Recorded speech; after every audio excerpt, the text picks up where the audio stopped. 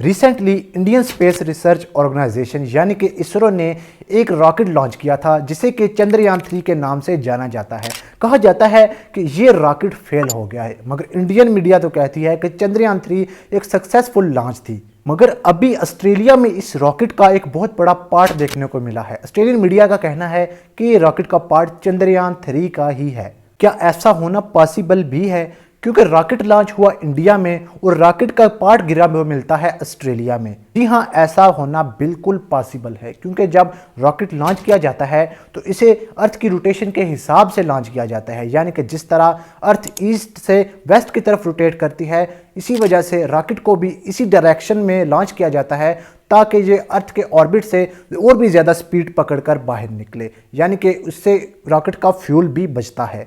और इसी तरह इंडिया की वेस्ट में है ऑस्ट्रेलिया। चंद्रयान-3 भी अर्थ की इसी रोटेशन को हिसाब में रखते हुए लॉन्च किया गया था और इसी वजह से अभी कई लोगों का कहना है कि ऐसा होना पॉसिबल है।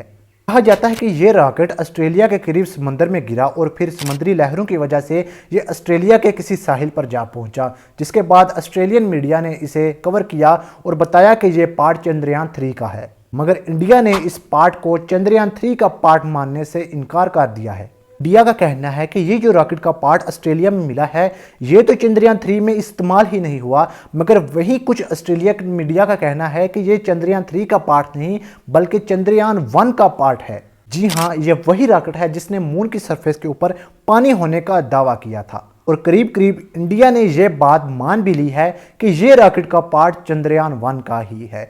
कि रॉकेट का वो वाला पार्ट होता है जो कि स्पेस में जाने के बाद रॉकेट से डिटैच हो जाता है। कहा जाता है कि शायद ये स्पेस में जाने से पहले ही रॉकेट से डिटैच हो गया था, जिसकी वजह से ये ऑस्ट्रेलिया के समंदर में गिरा और फिर आहिस्ता आहिस्ता लहरों की वजह से ये समंदर से साहिल तक जा पहुंचा। चंद्रयान-1 भी एक सक्सेसफुल लॉन्च था, मगर इस पार्ट के गिरने से कोई ये बात साबित नहीं होती कि रॉकेट का लॉन्च सक्सेसफुल नहीं, बल्कि इस पार्ट को तो रॉकेट से अलग होना ही होता है। आप में से कई लोग ये जानते भी होंगे कि इंडिया ने ऑस्ट्रेलिया से अब इस रॉकेट के पार्ट को वापस करने की मांग रखी है, मगर क्या ऑस्ट्रेलिया ये पार्ट वापस इंडिया को देगा या फिर अपने किसी स्पेस म्यूजियम में रख लेगा, ये तो अभी वक्त ही बताएगा। मज़ीद ऐसी मिस्ट्रीज भरी वीडियोस देखने के लिए मेरे चैनल को सब्सक्राइब करें।